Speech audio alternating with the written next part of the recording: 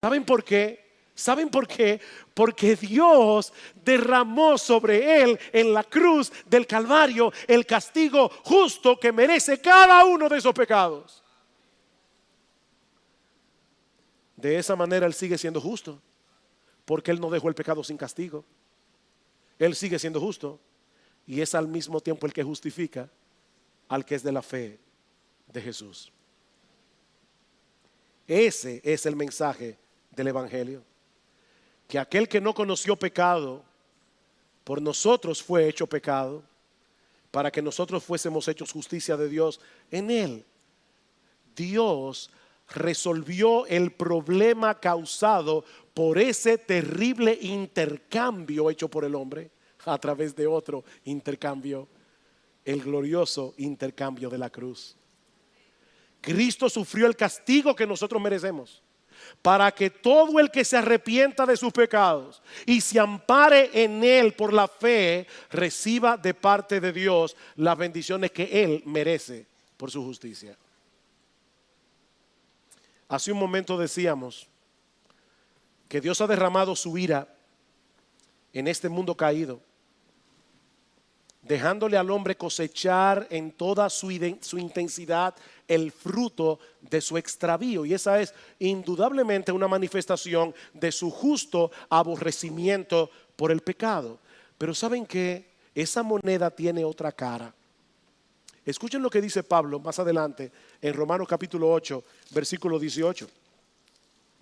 Pues tengo por cierto que las aflicciones del tiempo presente no son comparables con la gloria venidera que en nosotros ha de manifestarse, porque el anhelo ardiente de la creación es el aguardar la manifestación de los hijos de Dios, porque la creación fue sujetada a vanidad, a futilidad, a lo que no sirve, a la frustración, no por su propia voluntad, sino por causa del que la sujetó, en esperanza, porque también la creación misma será libertada de la esclavitud de corrupción a la libertad gloriosa de los hijos de Dios. ¿Saben lo que Pablo está diciendo aquí? Que toda la frustración que nosotros experimentamos al vivir en este mundo caído tiene la intención de despertarnos a la realidad de lo horroroso que es cambiar la gloria de Dios por la vanagloria de la criatura, con el fin de que muchos puedan volverse de su pecado, poniendo su fe en el Señor Jesucristo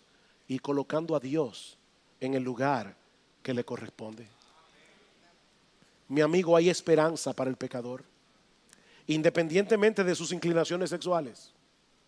Hay esperanza para el homosexual, hay esperanza para el heterosexual, hay esperanza para el liberal y hay esperanza para el moralista hipócrita. Hay esperanza. Hay esperanza para el publicano y hay esperanza para el fariseo, porque hay salvación en Cristo para todo aquel que cree.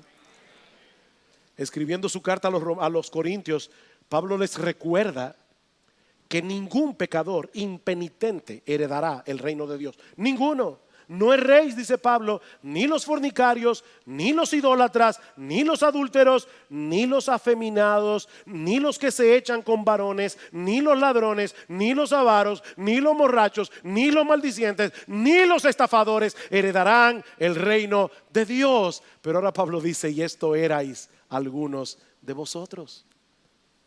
Esto erais algunos, mas ya habéis sido lavados, ya habéis sido santificados, ya habéis sido justificados en el nombre del Señor Jesús y por el Espíritu de nuestro Dios.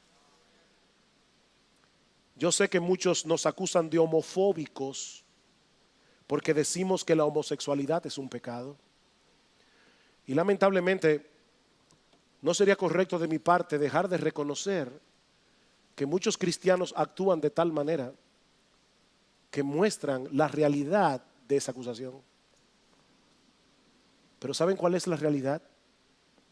La verdad verdadera detrás de todo esto: que solo los cristianos pueden y deben manifestar verdadero amor hacia los homosexuales, al mostrarles su problema con la justicia de Dios, para luego presentarles la esperanza que todos tenemos en Cristo.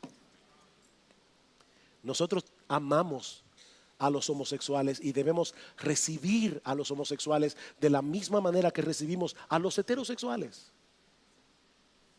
Queridos hermanos, no perdamos el foco en medio de este debate que se ha levantado en torno al matrimonio homosexual. Sí, nosotros queremos hablar donde quiera que el Señor nos dé la oportunidad de hacerlo y presentar la verdad acerca de la sexualidad humana y acerca del matrimonio en cualquier plataforma en la que nosotros podamos hacerlo. Pero nunca olviden que nuestra misión principal en el mundo es predicar el evangelio de Jesucristo, proclamando a los pecadores de todo tipo, homosexuales y heterosexuales, que hay perdón y vida eterna para todo aquel que cree.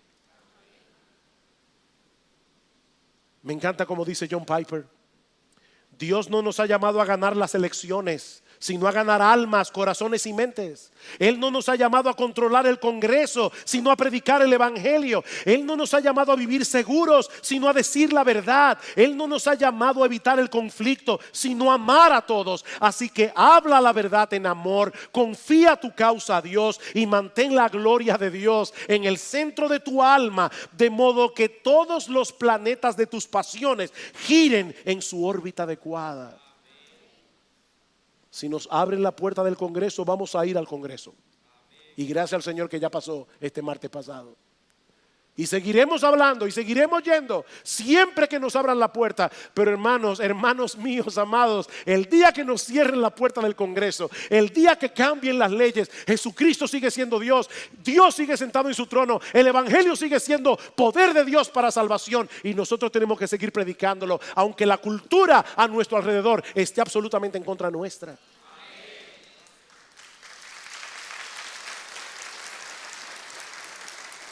Y mi amigo, mi invitación en esta mañana a todos por igual es que vengas a Cristo en arrepentimiento y fe.